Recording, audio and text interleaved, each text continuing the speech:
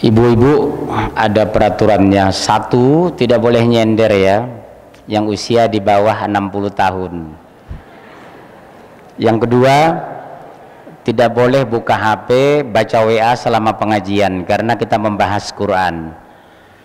Yang ketiga, sebelum selesai jangan pulang meskipun datang telepon dari gubernur karena ini lebih penting. Sepakat? Assalamualaikum warahmatullahi wabarakatuh. Kalau ada salam assalamualaikum warahmatullahi wabarakatuh, jawabnya apa, Bu? Waalaikumsalam warahmatullahi wabarakatuh wa maghfirah. Dalilnya surat 4. Jika kamu diberikan penghormatan salam, berikanlah lebih baik. Jadi kalau ada assalamualaikum warahmatullahi wabarakatuh, jawabnya waalaikumsalam warahmatullahi wabarakatuh wa maghfirah wa rahmah. Belum pernah dengar kan? Makanya padahal itu Al-Quran surat 4 ayat 86. Innal hamdalillah nahmaduhu wa nasta'inuhu wa nastaghfiruh wa na'udzu billahi min shururi anfusina wa min sayyiati a'malina. May yahdihillahu fala mudilla lahu ومن يضلل فلا هادي له. أشهد أن لا إله إلا الله وأشهد أن محمدا عبده ورسوله لا نبي بعده. اللهم صل وسلم على محمد وعلى آله وصحبه أجمعين.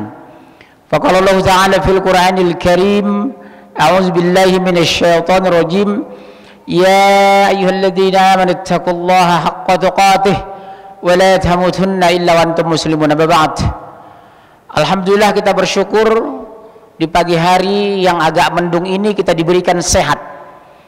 Sehat, Bun? Orang mengatakan sehat itu mahal, saya tidak sepakat. Sehat itu tak ternilai, sakit itu mahal. Saya 9 hari opnam habis 40.000 karena saya tidak anggota BPJS. Lumayan lah 40 juta, bukan 40.000 ya. 40 juta 9 hari. Yang kedua, kita diberikan iman, orang lain murtad. Di Jawa Barat per tahun ribuan orang murtad. Nanti mau saya bahas. Saya sudah 15 tahun keliling di Jawa Barat, tapi tablik akbar di Bandung baru pertama kali. Saya dulu tinggal di Bandung, Jalan Cipunagara, dekat Pusdai. Makanya meskipun abdi mah urang Batak tapi bisa bahasa Sunda. Kami Situmorang yang muslim itu Pak cuma 10%. 90% Nasrani, anak buah Yesus. Amin, haleluya. Betul? Lihat, Dr. Saud Situmorang, ketua KPK. Jaksa Agung bidang intelijen, Dr. Erwin Situmorang. Ketua Dewan Gereja se-Indonesia, Dr. Situmorang. Sastrawan dari Jogja, Dr. Sitor Situmorang. Betul kan, Pak? Jadi yang Islam kami yang dikenal itu cuma 2 orang. Satu, Dr. Ghazali Situmorang, mantan Sekjen Kementerian Sosial dengan saya. Selebihnya Nasrani. Itulah yang membedakan orang Batak Muslim dengan Batak Nasrani. Dari wajahnya kelihatan, betul?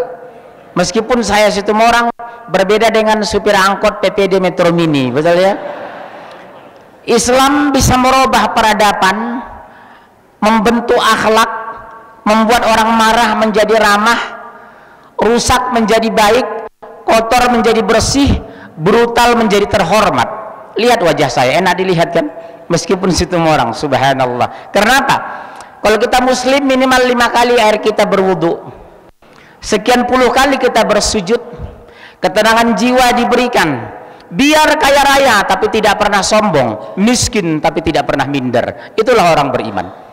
Oleh sebab itu Allah menggiring, ya ayuhan nasu taqu rabbakum alladzi khalaqakum min nafsin wahidah. Hai sekalian manusia, bertakwalah kepada Allah. Kenapa kita harus bertakwa kepada Allah? Khalaqakum, dia yang menciptakan kita. Tsumma razaqakum, dia yang memberikan kita rezeki. Tsumma yumitukum, tsumma yuhyikum, kemudian mematikan kamu kata Allah. Kemudian menghidupkan kembali, kemudian diminta pertanggungjawaban di depan Allah. Hari ini ada rekaman nanti CCTV dari Allah. Berapa yang ngantuk, berapa yang nyender ketahuan. Ya, hati-hati bunda ya. Kapan mulai kita disidak? Pertanggungjawaban. Sejak wanita haid, laki-laki mimpi, sampai ruh sempurna dari tubuh, pertanggungjawaban. Subhanallah. Makanya saya katakan kepada anak saya 3 Pak, laki-laki, dari istri muda saya. Istri tua belum punya ya. Saya ini Abdi mah orang Batak asli, tapi istri Abdi mah orang Jawa, Semarang. Kula iki asli wong Batak, bojo kula saking Jawi. Nggih? Saking Jawi ana saking Jawi. Panjenengan? Boten. Dari Jawa bukan ya. Silakan mau pakai bahasa Sunda ya. Yang penting ulah cicing wae di dia. Betul? Bunda sekalian, salah satu ciri orang yang bertakwa itu apa, Bu? Tunduk dan patuh kepada Allah. Tidak mengeluh ketika diperintah, tidak melanggar ketika dilarang. Ciri-ciri orang yang bertakwa kepada Allah itu kaya raya tidak hura-hura, miskin tidak putus asa, berhasil tidak bangga, gagal tidak kecewa. Kalau belum bisa seperti itu, imannya harus dievaluasi dan dikoreksi bahwa kita belum beriman. Apakah Indonesia negeri berkah? Negeri berkah apa? Ayo dijawab jujur loh. Kira-kira berkah enggak? Dari mana kita ukur? Surat 7:96. Walau anna ahlal qura amanu wattaqu la fatahna 'alaihim barakatin minas sama'i wal ardh. Seandainya penduduk negeri-negeri itu beriman dan bertakwa, syaratnya 2 bunda, iman dan takwa. Sederhana, tapi dilanggar. Iman dan takwa. Iman dan takwa. Kenapa kalau beriman bertakwa? La fatahna 'alaihim barakatin minas sama'i wal ardh. Pasti kami turunkan keberkahan. Dari mana? Langit dan bumi. Subhanallah. Pertanyaan, apakah Indonesia sudah berkah? Tanah subur, beras kita impor. Rumput banyak, sapi dari Australia. Peternak di mana-mana, susu dari New Zealand. Durian Medan banyak, yang dimakan durian Bangkok. Tenaga kerja nganggur yang masuk dari Tiongkok. Jakarta penduduk 9 juta muslim, gubernurnya Ahok, pakai kol-kolah kan. Negeri kaya raya, rakyat miskin, pertumbuhan ekonomi kita cuma 5%. Subhanallah. Silakan lihat Mekah Madinah. Mekah Madinah 400 km, tidak ada satu lubang pun di sana. Kita naik Ferrari dipacu 220 km per jam lancar. Coba lihat tol Cipularang, berapa ratus lubang. Subhanallah. Negeri kita kaya raya makmur, tapi rakyat 40 juta hidup di bawah garis kemiskinan. Pembunuhan berlangsung hampir setiap menit. Korban narkoba tertinggi di dunia, pemuntatan tertinggi di dunia, pertumbuhan gereja tertinggi di dunia, 380% per tahun di Indonesia. Pertumbuhan masjid cuma 180%. Korban tawuran berapa ribu per tahun, kecelakaan lalu lintas 30.000 per tahun, lebih banyak daripada korban perang di Irak selama 10 tahun. Subhanallah. Bapak berangkat haji umroh, semua buah ada. Mata uang paling stabil real 30 tahun sekitar 3.000 sampai 3.500 per real. Betul? Kita rupiah bertengger masih bertahan 13.357. Apakah negeri ini berkah? Saya ulang pertanyaan Bapak. Saya lihat pakai jaket Gojek, bukan Pak ya? Subhanallah. Seandainya penduduk negeri-negeri itu beriman dan bertakwa, pasti kami turunkan keberkahan dari langit, kami keluarkan dari bumi. Tanah kita subur, rakyat masih miskin. Pejabat negara 5 menteri Nasrani. Dirut Pertamina besok dilantik orang Nasrani. Dirut Telkom dipegang orang Batak, Alex Sinaga. Dirut Pertamina Elia Manik. BUMN dikuasai mereka. KPK mereka pegang, Komisi 3 mereka pegang. Subhanallah, mau kemana kita 5 tahun ke depan? Ulama sudah dibully, gerakan 212 semua sudah tersangka, dipecah 3 persil seperti tanah. Bakhtiar Nasir di Polda Metro, Habib Rizik Polda Jabar, Munarman Polda Bali. Ustadz sudah dicurigai, umat Islam diawasi. Hebat nggak? Negara Islam terbesar di dunia, ulamanya dibully, ustadznya diawasi. Pernah ada penjagaan gereja, pengawasin pendeta? Tidak. Yang diawasi apa Pak? Ustadz dan ulama. 350 tahun Pulau Jawa dijajah Belanda. Ribuan bahkan jutaan anak muslim meninggal, para ulama, kiai dan ustadz mempertahankan Republik Indonesia dengan bahasa la ilaha illallah Allahu Akbar, mempertahankan Republik ini. Begitu kita merdeka dikuasai orang-orang asing dari Tiongkok, teman-temannya Ahok. Betul? Akibat apa? 3 kelemahan umat Islam saya mati. 1, lemah dalam keilmuan. 2, lemah dalam kepemimpinan. 3, lemah dalam ketauladanan. Ada ustadz teriak hidup sederhana, mobilnya 5, nggak nyambung. Sepakat? Saya ulangi, kok diam? Ulah cicing wae atau di dia. Ada ustadz teriak hidup sederhana, mobil mewahnya 5, nggak nyambung. Betul? Jadi tidak ada keteladanan dari apa yang dia ucapkan. Makanya mobil saya itu depan sana, ibu lihat Innova putih. Saya nggak mau beli Alphard. Pertama, pajaknya tinggi. Kedua, BBM-nya mahal. Yang ketiga, saya mau uangnya dari mana? Betul? Subhanallah. Allah tekan di sana. La fatahna 'alaihim barakatim minas samai wal ard. Pasti kami turunkan keberkahan dari langit dan bumi. Walakin kadzdzabu faghasnahum bima kanu yaksibun. Mereka mendustakan ayat Allah, maka kami siksa mereka. Terima Jakarta dan Indonesia. Salah satu Allah murka di Indonesia adalah apa, Bu? Kasus pemurtatan nomor 1 tertinggi di dunia. Awal merdeka kita 90% muslim, sekarang tinggal 85% muslim. Allahu Akbar. Anak-anak muda kita digiring ke kafe, kapan mereka ke masjid? Remaja kita berjam-jam di futsal, kapan mereka mengenal Quran? Orang tua jam 2 sampai jam 4 nonton Piala Dunia, kapan sholat tahajud? Ibu-ibu nonton tukang bubur naik haji, kapan sholat isyanya? Anak-anak kecil kita nonton sinetron apa? Ganteng-ganteng serigala. Subhanallah. Hancurkan umat Islam, jauhkan umat Islam dari Quran, dekatkan ke WA. Jujur hari ini, berapa kali anak ibu buka WA sehari? Berapa kali buka Quran sehari? Berapa kali bunda baca SMS sehari? Berapa kali sanggup baca Quran sehari? Subhanallah walillahilham. Allah biarkan negeri ini karena kita tidak kembali ke Quran. Kenapa sampai seburuk ini Indonesia? Jawabnya sederhana. Saya sering dialog dengan pastor dan pendeta. Bulan lalu atas izin Allah 2 penginjil masuk Islam. Setelah dialog saya 2 minggu, 2 jam. Bapak mungkin bisa temukan saya di YouTube atau di TV One dalam makna dan peristiwa, atau di TV RI. Saya tadi jalan Pak cari alamat. Begitu saya buka jendela, mohon maaf, Trans Bandung di mana? Dilihatin wajah saya. Pak Ustadz ya katanya. Kok kenal di YouTube katanya, Masya Allah. Jadi orang terkenal sebenarnya nggak enak Pak. Jadi saya diawasi terus sama umat. Sampai saya di Pekanbaru, begitu jalan, Pak Munzir ya, tahu di mana? YouTube. Allahu Akbar. Mendarat saya di bandara Sultan Barudin Shah. Begitu saya check in di hotel, Assalamualaikum. Kok tahu Pak? Jamaah Bapak di Jakarta. Terbang saya Makassar, baru check in dari jauh, Assalamualaikum Pak Munzir. Ternyata jadi orang terkenal nggak enak Pak. Sementara saya hobi makan bakso di pinggiran.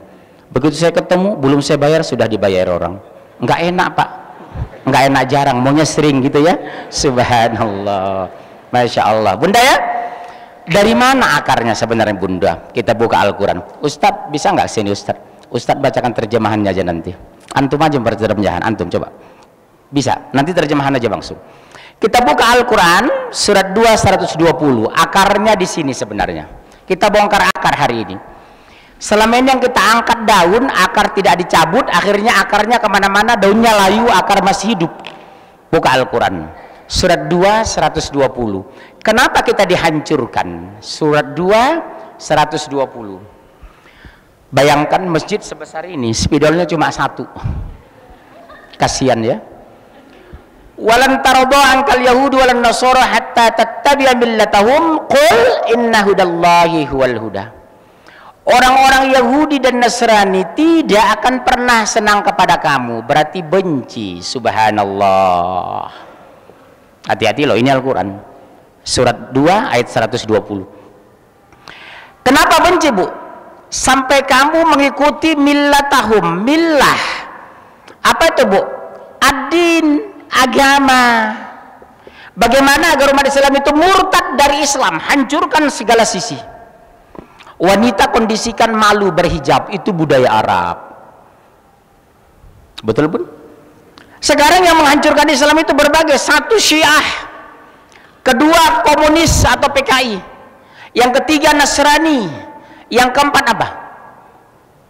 Hah? Liberal.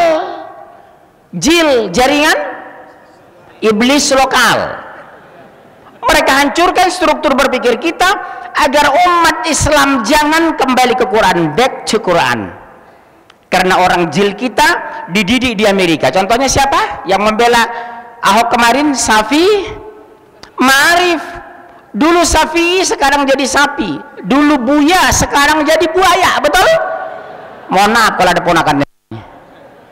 Kalau kecil orang awak mati karencaan lah jalai nyo Islam mengecek batu itu matilah surang, itu bahasa Padang itu. Ada orang Padang di sini? Angkat tangan kalau ada. Bapak ya. Matilah surang. Mengecek ndak ada peraturan tage. Cicing wai cicing laulah kaditu kadia. Jelas? Bagaimana mereka menghancurkan umat Islam? Sampai jam berapa ini boleh? Ceramahnya sampai jam berapa? Masya Allah. Ini jebakan ini. Nggak ada lagi spiral, nggak ada lagi ya. Ini kena baju saya mahal loh ini, mahal dan baru lagi. Saya minta ganti rugi kalau baju saya kena ini. Bu, nggak ada lagi yang lain. Spidolnya, ini kotor ini. Isi ulang jangan penuh, masih ada nggak di sana? Habis. Ada Pak ya? Bisa dihapus nggak? Oh bisa, makasih Pak. Kita ulangi ya Bu. Bunda. Ternyata 1400 tahun yang lalu ada informasi dari Allah. Yahudi dan Nasrani tidak akan pernah senang kepada kamu. Sampai kapan? Sampai kamu murtad, hancur. Bun, Pak. Saya kalau dialog dengan pastor pendeta baik di Indonesia maupun luar negeri, selalu saya banggakan Islam. Satu-satunya agama di muka bumi ini yang kitab sucinya tidak bisa dirusak dan diacak hanya Al-Quran. Subhanallah. Inna nahnu nazzalna dzikra wa inna lahu lahafizun. Kami yang menurunkan Al-Quran dan kami yang memelihara. Satu titik pun tidak ada yang hilang dari Al-Quran sampai hari kiamat. Sering saya katakan, demi Allah saya tidak pernah bangga dengan Batak saya bangga dengan Islam saya. Kalau orang menghina pribadi saya, menghina Batak silakan, tapi agama dihina, kita harus bangkit. Allahu Akbar. Harus bangkit sampai titik darah penghabisan, karena Al-Quran al-haq datangnya dari Allah. Kalau pribadi kita dihina, puji Allah, subhanallah. Tapi kalau Al-Quran dihina, kita harus bangkit demi Allah. Kenapa kita bangkit membela Al-Quran? Wa tammat kalimatu rabbika sidqa wa adla. Telah sempurna kalimat-kalimat Allah, namanya Al-Quran, sidqa wa adla, benar dan adil. Karena orang yang kembali kepada Al-Quran apa? Fala khaufun alaihim wala hum yahzanun. Siapa yang patuh kepada Allah, mengikuti perintah Allah dalam Al-Quran, dijamin fala khaufun alaihim wala hum yahzanun. Tidak ada kekhawatiran bagi mereka dan tidak bersedih hati. Orang yang pada Al-Quran tidak akan pernah sombong ketika kaya, tidak minder ketika miskin, tidak merasa hina ketika dilecehkan orang, tidak pernah bangga ketika dipuji. Itu orang beriman, Pak. Kita jadikan Al-Quran bahasa bacaan terbaik, sandaran hidup kita. Bisa? Insya Bapak tahu sekarang. Pernah ke Amerika? Pernah ke Amerika? Belum? Kasihan ya. Di Amerika itu saya lihat, Pak, bacaan yang paling banyak adalah Al-Quran. Bahkan Paus Benediktus ke-14 di Vatikan, yang terbanyak dia baca malam hari bukan Injil tapi Al-Quran. Dzalikal kitabul la raiba fihi hudal lil muttaqin. Inilah kitab, tidak ada keraguan di dalamnya. Kenapa tidak diragukan? Yang menurunkan Allah yang Maha Tahu, yang membawa malaikat Jibril yang tidak dusta dan tidak pelupa, yang menerima Rasulullah yang sempurna, yang mendapat hidayah kita sampai hari ini di Indonesia. Sebuah bacaan yang mulia, enak dianalisa, gampang dibaca, menguntungkan mengamalkannya, berdosa meninggalkannya. Itulah Al-Quran. Subhanallah. Keunggulan kedua, umat Islam selalu bicara saya depan pastor dan pendeta. Pak pastor, demi Allah, satu-satunya agama di muka bumi ini yang orangnya bersih, suci, hanya Islam dan umatnya. Contohnya apa? Tidak sah kita sholat kalau tidak berwudu, tidak sah wudu kalau tidak air suci dan mensucikan. Secara teori medis dan uji klinis, Fanta, Coca-Cola, kopi itu bersih secara medis, tapi maaf, tidak bisa dipakai untuk berwudu. Tapi sayangnya umat Islam hanya membersihkan wudunya tapi tidak membersihkan lingkungannya. Umat Islam sayang suci ketika berwudu tapi tidak suci dalam ucapannya. Belum bisa mensolatkan kehidupan seperti dia solat dalam hidupnya. Rajin orang solat kadang masih jahat, suka mengaji tapi masih ngerumpi, suka sedekah tapi kadang masih serakah, berangkat haji tapi masih korupsi. Kenapa? Innas salata tanha 'anil fahsyi wal munkar wal baghi. Fungsi ini belum sempurna pada diri kita. Sesungguhnya solat mencegah perbuatan keji dan mungkar, tapi kenapa ada orang solat masih memilih Ahok? Betul? Kenapa orang rajin ke masjid tapi dia pimpin orang kafir? Oksigen yang kita hirup dari Allah, betul? Air tanah kita sedot dari Allah, ruh yang di tubuh kita dari Allah, mati kita kembali kepada Allah. Kenapa masih memilih Ahok? Di sini belum sempurna. Mulutnya berucap membaca Al-Quran tapi hatinya menghina Al-Quran. La tattakhidhu yahuda wan nasara awliya. Diharamkan kamu menjadikan orang Yahudi dan Nasrani sebagai pemimpin, sebagai wali, sebagai saksi, sebagai sahabat. Maaf, saya Batak asli Pak. Bapak saya Situmorang, ibu saya Sitorus dari Persembilan Porsea, sekampung dengan Jenderal TB Silalahi. SD sampai SMA saya di Sumatera Utara, belum pernah saya jadikan mereka sebagai sahabat terdekat. Gerobak, Bapak tahu gerobak? Gerombolan Batak. Atau amuba, asli muka Batak. Atau gerobak pasir, gerombolan Batak susah diusir, betul? Bandung sudah mereka mulai kuasai. Lihat supir-supir angkot, betul? Target mereka pacaran dengan wati Bandung, pura-pura masuk Islam, punya anak murtad. Hati-hati Bu, hati-hati. Sunda suku paling target dimurtadkan, karena Sunda suku terbesar di Indonesia dan suku terbanyak muslim di Indonesia. Saya ulangi Bunda, Islam terbesar di Indonesia dan dunia adalah suku Sunda. Lebih dari 50 juta orang Sunda di Indonesia. Dan suku terkecil murtad, target mereka murtadkan orang Sunda, karena orang Sunda itu santun. Kalau sudah orang Sunda murtad, orangnya santun, gampang mengajak orang masuk Nasrani. Hebat kan teori psikologi mereka. Saya bangga dengan orang Sunda dulu, sekarang berkurang. Saya dulu bangga melihat orang Sunda taat, dulu sekarang mulai pudar. Sudah muncul orang-orang Sunda yang murtad menjadi pendeta. Hajjah Fatimah, sekarang pendeta Hajjah Fatimah. Di Cirebon, Danu Khalil Winata, Ustadz sarjana dari Sekolah Tinggi Ilmu Agama Islam Cirebon, sekarang pendeta Danu Khalil Winata. Dulu saya bangga demi Allah, bangga dengan Sunda. Sekarang kebanggaan itu mulai pudar. Sudah kupergoki orang-orang Sunda di Cianjur, Sukabumi, pindah agama, bangga dengan Nasrani. Subhanallah. 2 bulan lalu saya takbil akbar di Sukabumi. Neneknya masih pakai hijab, cucunya sudah bersalib digendong. Tapi orang mah cicing wairi ditu, abdi mah bingung kumaha. Cicing sadana. Yang kedua, selalu saya banggakan ketika saya dialog dengan Nasrani. Demi Allah, kenapa kami orang Batak rabi-rabi masuk Islam? Saya bilang, Satu-satunya agama di muka bumi yang bisa dipertanggungjawabkan secara ilmiah hanya Islam. Makan kita teratur, makanan kita halalan thayyiban. Kenapa bunda disuruh berhijab menutup aurat? Kenapa kita berbusana santun menutup aurat? Karena kita agama mulia, agama tinggi, agama calon surga. Kenapa orang Nasrani tidak ada peraturan, semua bisa dimakan, orang-orang kafir busananya tidak jelas?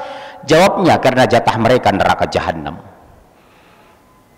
Kenapa kita banyak diatur? Karena kita mulia dan tinggi, kita agung dan calon surga. Kita harus bangga, tanamkan kepada anak, demi Allah nak, kamu harus bangga sebagai Islam, satu-satunya agama yang benar. Inna dina indallahil Islam. Begitu kamu murtad, neraka jahanam. Anak saya 3 laki-laki pak. Saya bilang sama anak saya, demi Allah nak, 1 menit pun ayah tidak bisa masukkan kamu ke surga, 1 detik pun ayah tidak bisa mengeluarkan kamu dari neraka. Agar kamu masuk surga, qul ati'u Allah wa ati'ur Rasul, patuhi Allah dan Rasul. Ayah tidak pernah bangga dengan kamu yang S2 dari Jerman. Ayah tidak bangga melihat kamu fasih 3 bahasa asing. Yang membuat ayah bangga terhadap kamu nak hanya 2. Di hari kematian ayah nak, kamu imam jenazah. Di hari kematian kamu nak, kamu husnul khotimah. Itulah kebanggaan ayah sama kalian nak. Di hari kematian ayah, kamu imam jenazah ayah nak. Jangan panggil ustadz mensolatkan ayah. Di hari kematian kamu husnul khotimah. Itulah anak kebanggaan dalam pandangan ayah dan Islam. Bukan berapa banyak rumah yang kamu punya, bukan berapa banyak mobil mewah yang di garasi kamu, bukan berapa miliar deposito yang kamu simpan, tapi di hari kematian kamu nak, husnul khotimah. Sepakat bunda? Tanamkan kepada anak-anak, mama, umi, demi Allah nak, tidak bangga kamu kaya raya ketika kamu tidak mengenal Allah. Mama tidak bangga kamu S1 ITB, S2 Jerman kalau kamu tidak bisa sholat jenazah. Mama tidak pernah bangga rumah kamu mewah di Bandung kalau kamu tidak bisa baca Al-Quran. Demi Allah nak, tanamkan itu bunda, mumpung kita masih hidup. Bisikan kalimat itu ke kuping mereka. Usia ibu sudah lanjut nak, sementara sholat kamu masih banyak tinggal. Apakah setelah kematian ibu kamu masih masuk masjid nak? Apakah setelah kematian ayahmu kamu masih mengenal Quran nak? Lihat Cianjur Sukabumi, sudah dibangun pusat Katolik terbesar di Asia. 4.500 hektar sudah mereka kuasai. Saya harapkan harusnya hadir hari ini Kang Emil dengan Kang Aher. Saya nggak tahu apakah hadir di sini, karena penanggung jawab besok di Padang Mahsyar terhadap orang Sunda selama periode mereka. Satu saja orang Jawa Barat murtad, demi Allah gubernur bertanggung jawab. Satu saja orang Bandung murtad, demi Allah wali kota bertanggung jawab di Padang Mahsyar yaumil akhir. Panitia ada mengundang gubernur dengan wali kota? Itu sayangnya, kenapa nggak diundang? Saya pak, kalau turun ke Sumatera, saya perintahkan wali kota, kejaksaan, dari kepolisian, mereka hadir. Suatu saat saya ceramah depan pejabat tinggi di Sumatera pak. Apa saya bilang pak, demi Allah pak Bupati, pak Wali Kota, saya bilang, satu saja lapar, satu saja murtad di kabupaten dan kota yang bapak pimpin, demi Allah bapak bertanggung jawab di Padang Mahsyar. Wallahi. Apa yang terjadi pak? Begitu turun semimbar, bangkit bupatinya, saya dipeluk menangis. Terima kasih Pak Munzir, cuma bapak yang berani menegur saya seperti ini.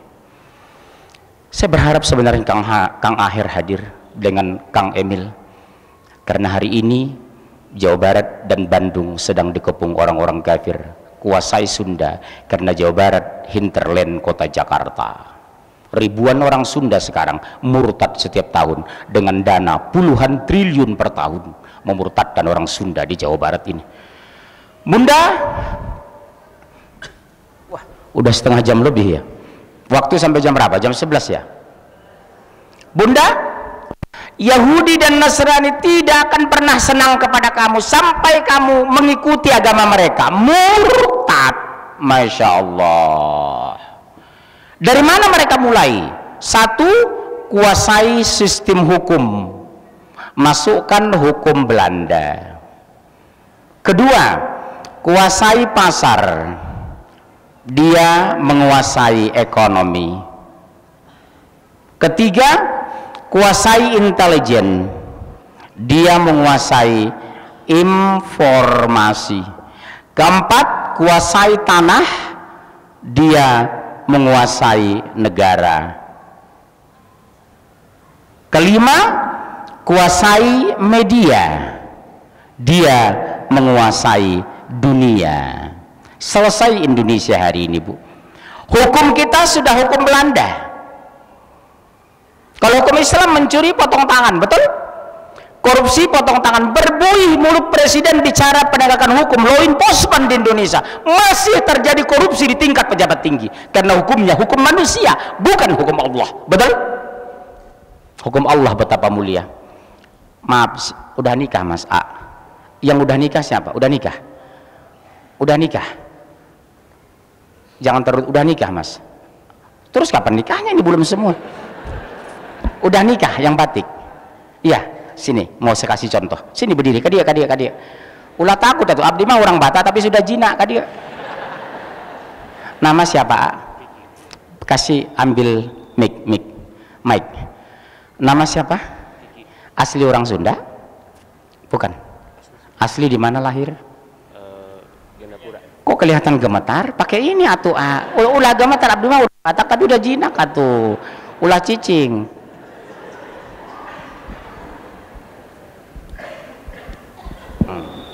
Anak berapa? 2. Tahun berapa nikah? 2008. Istri orang mana? Bandung. Cantik nggak? Kata saya cantik. Oh pasti, nggak mungkin nikah dengan orang penyok, betul? Nah, Bapak ini ilmiah hukum Islam. Lihat ke sana A ke belakang, ke sana A. Ulah kaditu. A, beliau sudah nikah. Saya boleh nanya, ini belum nikah tadi? Nggak ngerti nanti, ya? Ada hubungannya dengan seks ini, Pak? Hukum ini. Kalau laki-laki muslim berzina dengan wanita sebelum nikah, sanksinya apa? Dicambuk 100 kali. Ya betul kan? Dirajam kan? Dicambuk 100 kali, betul? Coba lihat ilmiahnya hukum Islam. Di kepala ini 1,5 kilometer otak. Yang paling mirip dengan otak manusia apa Pak? Kepala. Babi dengan monyet. Makanya Bapak hati-hati kalau operasi ganti liver, ganti jantung, ganti paru-paru ke China, itu biasanya dari babi diambil. Contoh siapa? Salah satu tokoh kita, Profesor Doktor, betul? Betul ya? Di kepala ini 1 triliun sel, Bunda. Ada di sini fakultas kedokteran atau dokter di sini, dokter spesialis syaraf. Ini riset saya lihat di Amerika loh. Di kepala kita ini 1,5 kilogram, maaf ya, saya pegang ya. Ya, di dalam ini 0,5 kilogram, 1 triliun sel menggerakkan sistem syaraf manusia ke bawah. Makanya relaksasi manusia yang paling sempurna hasil riset pakar medis di Amerika ketika manusia posisi ruku. Lihat rukunya Rasulullah 5-15 menit. Subhanallah. Luar biasa. Ketika dia melakukan hubungan seks, seluruh tubuh merasakan nikmat. Nikmat betul? Jujur. Dari kepala sampai ujung kaki. Jangan ketawa, belum pernah mengalami. Dari kepala ujung kaki semua merasakan nikmat. Hebatnya Islam. Sudah dapat kenikmatan, dapat pahala lagi. Sunnah Rasul, betul? Tapi syaratnya apa? Nikah. Islam mengharamkan zina, tapi menghalalkan pernikahan. Mengharamkan ribawi, menghalalkan jual beli. Mengharamkan sodomi, menghalalkan sotomi. Betul kan? Ada yang haram, ada yang halal. Pada saat dia melakukan hubungan seks, seluruh tubuhnya merasakan nikmat. Pada saat dia berzina, dicambuk, cambukan sampai 100 kali, seluruh tubuhnya merasakan sakit. Hadirkan hukum Islam itu. Subhanallah. Ketika melakukan hubungan seks, seluruh tubuhnya nikmat. Ketika dapat sanksi, dicambuk, seluruh tubuhnya merasakan sakit. Karena cambukan pertama pukulan ke punggul manusia, syaraf itu mengalir dari ujung kaki sampai ke kepala, seperti dia menerima kenikmatan ketika melakukan hubungan seks. Hebatnya hukum Islam, Masya Allah. Silakan nak, nggak jadi dicambuk. Itu jangan dibawa pulang atuh, ya. Jangan bawa pulang atuh, kaditu. Udah? Tapi begitu mencuri, potong tangan. Kenapa tangan, Pak? Yang mengambil baik favor tanda tangan, hambalang maupun mengambil uang. Potongnya di sini. Kalau di sini di siku, kalau di sini sudah di berat, di bahu. Jadi potong tangan di sini. Hebat hukum Islam itu. Setiap pelanggaran satu hukum berbeda sanksi. Mencuri potong tangan, berzina dirajam. Subhanallah, Islam tidak mengenal lembaga pemasyarakatan. Kalau dimasukkan ke lembaga pemasyarakatan, awalnya dia pengisap ganja, pemakai, bertemu dengan pengedar, komunikasi dan interaksi. 6 bulan keluar dari penjara, menjadi pengedar dia. 6 bulan kemudian ketangkap lagi, dia dilis 8 tahun di penjara, bertemu dengan agen, pulang dari penjara menjadi agen. Jadi penjara itu meningkatkan kualitas kejahatan manusia. Islam tidak mengenal penjara, tapi apa? Sanksi langsung. Hebat kan hukum Islam itu, subhanallah. Tapi kenapa? Hancurkan negeri Islam di dunia, jangan sampai pakai hukum Islam. Dari 63 negara Islam di dunia, Bunda, 63 negara Islam yang memakai hukum Islam, tinggal 7 negara sekarang. Selebihnya berapa? Memakai demokrasi dan HAM. Subhanallah. Lihat Turki, Pak. 90 tahun istri presiden tidak ada berhijab. 90 tahun militer tidak boleh sholat jamaah di masjid. 90 tahun anak wanita tidak mengenal jilbab. 90 tahun mereka tidak dekat dengan Quran.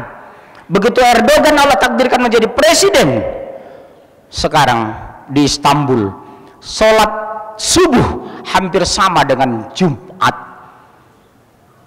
Militer wajib sholat jamaah di masjid. Erdogan presiden, perdana menteri presiden Turki berhijab. Wanitanya sudah mengenal jilbab, anak muda sudah bangga baca Quran, remaja sudah rajin ke masjid. Allah berkahi 7% lebih pertumbuhan ekonomi mereka. Itulah kalau hukum Allah dimuliakan. Lihat Aceh, Pak. 34 provinsi di Indonesia, satu-satunya provinsi yang tidak boleh Natal bersama dengan pejabat negara. Menyambut tahun baru tidak ada petasan dan kembang api. Jika dipergoki meledakkan petasan di Banda Aceh malam tahun baru dan Natal, pidana. Tapi lihat Aceh, jalan satu-satunya di Indonesia yang mulus dari pedesaan sampai ke tengah kota. Kenapa? Allah berkahi. Kenapa mereka jauhkan kita dari Quran? Mereka tahu kalau kita jauh dari Quran, pasti Allah tinggalkan kita. Lihat Indonesia hari ini, menteri kita 5 dipegang Nasrani, KPK kita mereka kuasai, Kompolnas 3 semua mereka, Tiongkok memasukkan buruh, tanah kita dikuasai 5 perusahaan. Hancurkan Indonesia. Berhasil Indonesia memakai hukum Belanda, bukan memakai hukum Islam, padahal terbesar di dunia. Subhanallah. Yang kedua yang mereka hancurkan apa? Pasar. Siapa menguasai pasar, dia menguasai ekonomi. Belanjanya kemana? Indomaret. Makannya di mana? Solaria. Minum kopinya kemana? Starbucks. Saya sampai hari ini, demi Allah saya tidak biasa ke sana, Pak. Makan saya nasi padang, Simpang Raya sederhana. Pemiliknya muslim, mereka zakat, infak, sedekah. Kita dapat makanan, dapat pahala karena berniat membantu saudara seiman. Subhanallah. Korannya orang baca Kompas, kenapa tidak koran Islam, majalah Islam? Bunda beli hijab, jangan toko mereka, masuk toko muslim. Kita jadikan gerakan masjid, gerakan ekonomi keumatan. Kita beli semua dari masjid, bukan dari luar. Bisa? Insya Allah bisa. Di Medan sudah saya bentuk itu, Pak. Mereka sekarang sudah komunitas. Di Medan sudah tumbuh sekarang hotel-hotel muslim. Kalau kita telepon, Assalamualaikum, Waalaikumsalam, ada yang kita bantu, Pak? Tidak ada minuman keras, tidak ada diskotik, tidak ada babi, tidak ada nyanyi-nyanyi.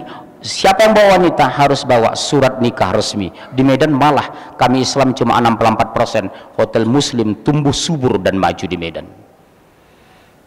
Ada yang pernah ke Medan? Bapak tahu Medan itu? Medan itu 2 kali Bandung besarnya. Sembarawutnya mirip. Medan itu 2 kali Bandung. Makanya Medan itu kota ketiga terbesar setelah Jakarta, Surabaya, Medan. Penduduknya 3 juta lebih. Tapi di sana banyak amuba, asli muka Batak. Di sana orang Sunda banyak, Pak. Kalau di sana orang Sunda dibilang bukan orang Sunda, Jawa Kadia. Karena sering Kadia, Kaditu, dibilang orang, oh Jawa Kadia gitu aja. Iya. Jadi sana orang nggak tahu bilang Sunda, Bu. Daerah Polonia, bekas lapangan terbang, itu komunitas Sunda itu. Jadi yang tercium sama orang Medan, dia ngomong sering Kadia, Kaditu. Jadi dibilang, oh Jawa Kadia gitu jadinya. Orang tidak tahu Sunda. Sama dengan di Tapanuli. Kalau saya pulang ke kampung saya ke Samosir, Orang tidak tahu masjid, yang tahu apa? Gereja Muslim. Gereja Muslim berarti masjid gitu ya. Karena sana gerejanya banyak, masjidnya sedikit. Kami satu pulau Pak, Pulau Samosir, Samosir Island. I am from Samosir Island. Can you speak English? Di sana kami Muslim cuma 1%, masjid cuma 17, selebihnya gereja. Jadi kalau kita tanya, nah baru di dia ada desain masjid, ayah masjid ini katanya. Ngerti nggak saya kata? Enggak ya, lihat teks ya. Tante, masjid itu di mana? Masjid itu apaan sih gitu? Begitu kita bilang, di mana di sini gereja Muslim? Oh di sana katanya. Itulah masjid.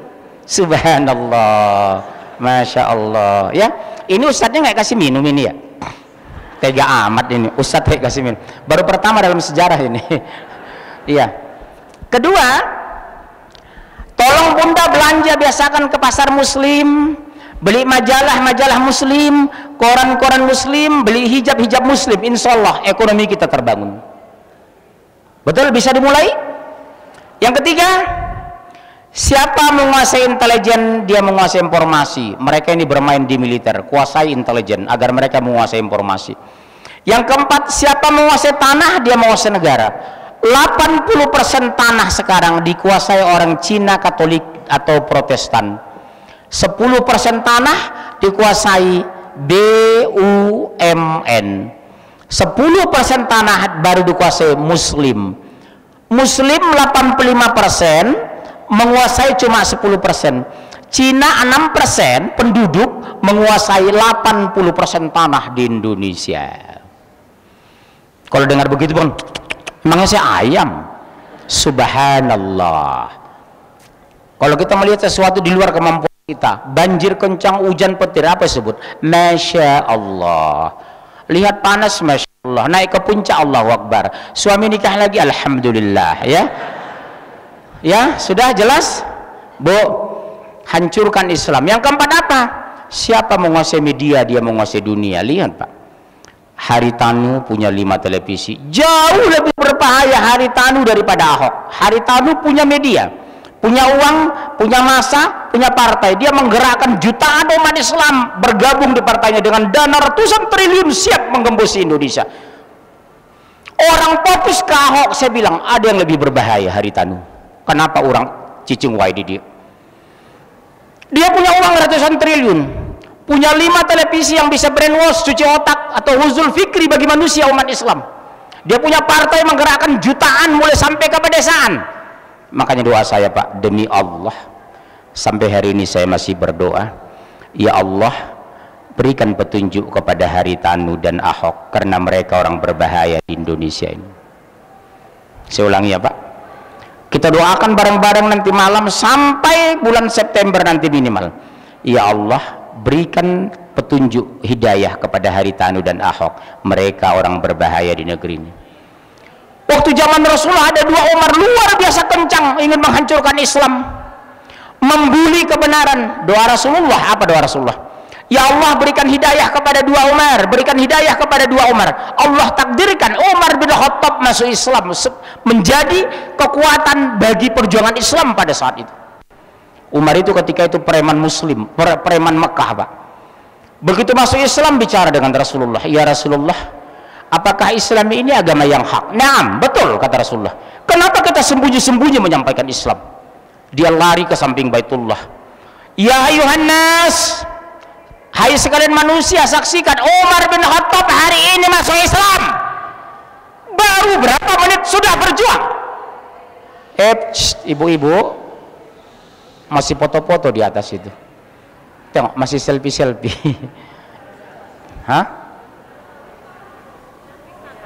Iya, tapi jangan berisik. Masjid jadi wisata jadinya kan, bukan jadi ngaji. Padahal dalam Islam itu wanita-wanita jangan pakai itu ya Bu. Tolong ya Bun, di atas ya, di bawah ada ngaji ya.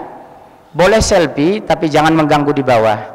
Karena fungsi masjid itu fungsi dakwah, bukan fungsi wisata harusnya, betul ya? Cuma di Indonesia dijual jadi wisata karena otak kita kebanyakan uang daripada iman, betul kan? Subhanallah. Ini buktinya kan terjadi. Bu, hancur seperti ini. Cukupkah mereka menghancurkan ini? Mas, tolong dihapus Mas. Hukum sudah mereka kuasai, tolong hapus Mas. pasar sudah mereka kuasai, intelijen mereka pegang, tanah mereka pegang, media mereka kuasai. Terus kita punya apa hari ini? Punya apa, Mas? Punya apa kita hari ini? Kita punya Allah, kita punya Quran, kita punya iman. Iman bisa merubah segalanya. Percaya?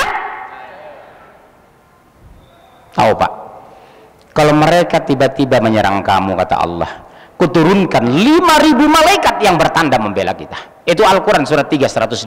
Demi Allah. Tapi syaratnya fasbir, fasbir, fasbir wattaqullah, bersabar dan bertakwa kamu.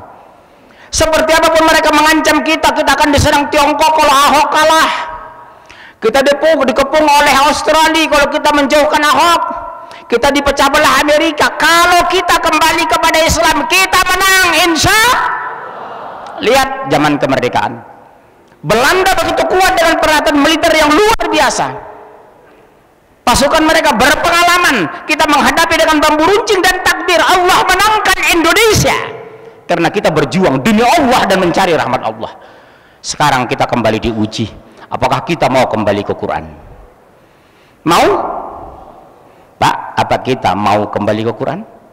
Lihat Pak, 212, hampir 8 juta manusia berkumpul. Kita kuat tapi tidak sombong, bersatu tapi tidak marah, kompak tapi tidak arogan. Itulah kalau orang muslim beriman itu berkumpul.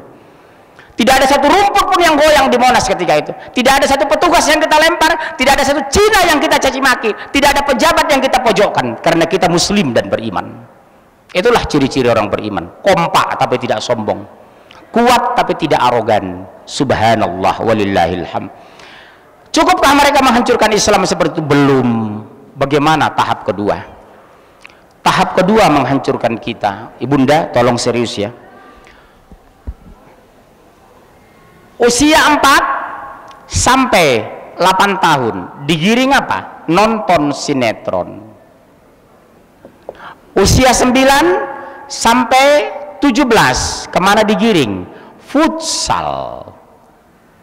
18 sampai 26 kemana? Kafe.